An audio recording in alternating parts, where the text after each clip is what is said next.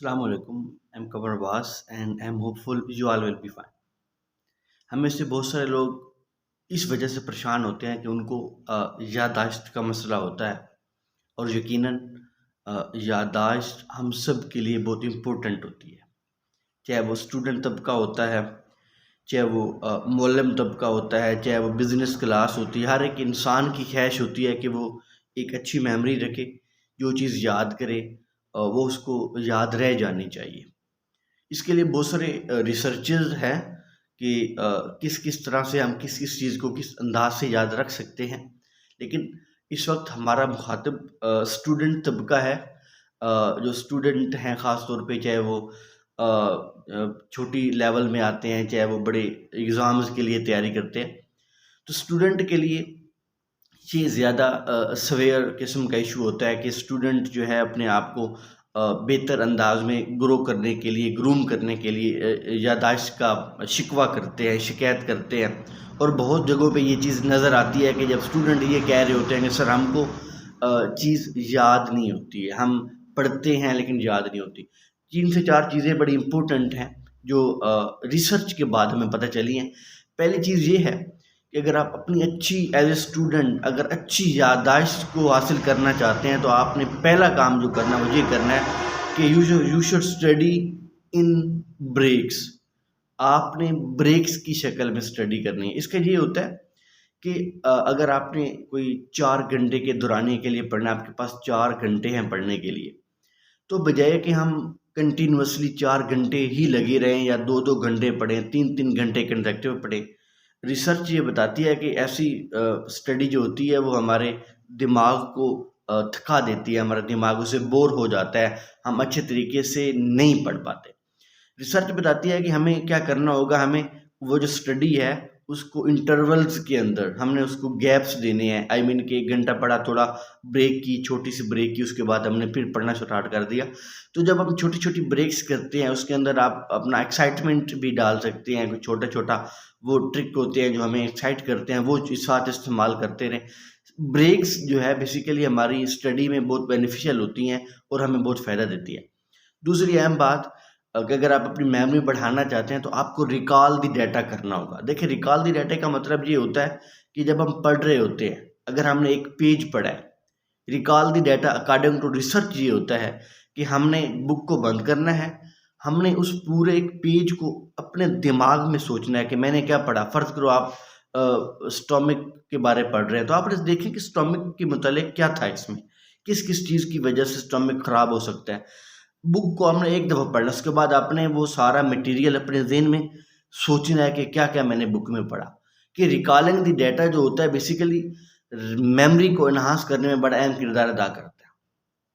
तीसरी अहम बात कि मेमोरी को एनहांस करने के लिए तीसरा बेहतरीन जो फैक्टर इस्तेमाल किया जाता है अकॉर्डिंग टू रिसर्च, वो ये है कि you should learn and revise. देखिए, 3 तरह के तरीके होते हैं। सबसे पहले हम ऑब्ज़र्व करते हैं चीज़ों को, उसके बाद हम लर्न करते हैं और लर्न करने के बाद तीसरा अमल होता है रिवीजन का। और ये रिवीजन ही असल तरीका होता है। जब हम लर्न कर रहे होते हैं तो उस वक़्त चीज़ें हमारी शॉर्ट टर्म मेमोरी में होती हैं, शॉर्ट टर्म मेमोरी में होती हैं। और जब हम लर्न करने के बाद, अगर हम लर्न करने के बाद मटेरियल को छोड़ देते हैं, हम नहीं पढ़ते, रिवीजन नहीं करते, हम 30 से 40% चीज़ों को समझते हैं और वो चीज़ें जो हमारी शॉर्ट टर्म मेमोरी में होती हैं बहुत जल्द हमें भूल जाती हैं। हमने क्या करना होता है कि लर्न करने के बाद हमने उन चीज़ों को, बुक को one by one, word by word हमने हर एक चीज़ को रिवाइज़ करना है। और जब हम रिवाइज़ करेंगे तो वो चीज़ें जो होती हैं हमारी लॉन्ग टर्म मेमोरी में चली जाती हैं। और लॉन्ग टर्म मेमोरी में जब चीज़ जाती है तो 70, 80 और 90% चीज़ें हमें अंडरस्टैंड हो जाती हैं। चौथा फैक्टर, चीज़ों को जो है मतलब हमने रिकॉल दी मेमोरी भी पढ़ लिया, उसके बाद हमने लर्न एंड रिवाइज़ भी पढ़ लिया। इससे पहले जो हमने पढ़ा था वो हमने चीज़ें जो है अच्छे तरीके से अंडरस्टैंड करनी होती हैं। आई मीन कि जब हम छोटी-छोटी ब्रेक्स देते हैं, ब्रेक्स देने के बाद हम अपना माइंड फ्रेश करते हैं और जब हमारा माइंड फ्रेश हो जाता है तो ऑटोमेटिकली चीज़ें हमें याद हो जाती हैं। रिकॉलिंग दी मेमोरी भी हो गई, इसके बाद हमने चीज़ों को लर्न किया, लर्न करने के बाद रिवाइज़ किया। इसके बाद बड़ी अहम चीज़ होती है। कहा जाता है कि एक रिसर्च के मुताबिक कि अगर कोई बंदा बेहतरीन याददाश्त रखना चाहता है, उसको चाहिए कि वो अपना स्लीपिंग पीरियड बढ़ाए।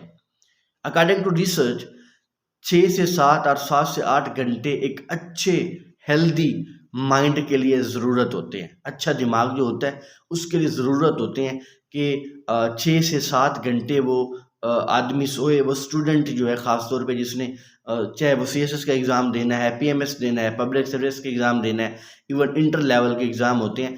हमारा स्लीपिंग पीरियड हमारे दिमाग पे बहुत अहम असर करता है। सो हम लोगों ने क्या करना है, अपना स्लीपिंग पीरियड को बेहतर करना है।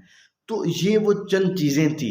इसके अलावा बड़ी इम्पोर्टेंट जो चीज़ बताई जाती है वो ये बताई जाती है कि हमने चीज़ों को इमेज की शक्ल में समझना है। देखिए अगर फ़िल्म किताब में पढ़ें और वही फ़िल्म अगर हम इमेजेस की शक्ल में देखते हैं तो पढ़ने वाली फ़िल्म देखने वाली फ़िल्म से ज़्यादा अंडरस्टैंड नहीं होगी। अगर हम एक फ़िल्म को देखेंगे वो बेहतर हमारे अंदाज में हमारे दिमाग में बैठ जाती है। तो इमेजेस की शक्ल में चीज़ों को पढ़ना चाहिए। हम जब छोटे थे तो अभी भी बच्चों को जब ये छोटी क्लासों में होते हैं तो वो जब एप्पल को पढ़ाते हैं तो एप्पल के साथ एप्पल की पिक्चर बनाते हैं। तो हमने इमेजेस की शक्ल में चीज़ों को पढ़ना है। तो ये थे वो 4 से 5 तरीके जिसके अंदर हमने रिकॉलिंग मेथड बताया, हमने लर्न एंड रिवाइज़ बताया, हमने स्लीपिंग पीरियड की वजह से मेमोरी अच्छी करने का तरीका बताया। ये चंद तरीके हैं जिनकी वजह से हम अपनी मेमोरी को बहुत अच्छे अंदाज में बेहतर कर सकते हैं और अगर हमने ऐसा किया तो यकीनन हमारी मेमोरी बहुत अच्छी हो जाएगी और हम बहुत अच्छी मेमोरी के साथ इस दुनिया में इस अपनी लाइफ में बहुत कामयाबी हासिल कर सकते हैं। आई एम होपफुल आपको हमारी वीडियो पसंद आई होगी। शेयर कीजिए, लाइक कीजिए और सब्सक्राइब कीजिए हमारे चैनल को। Thank you so much.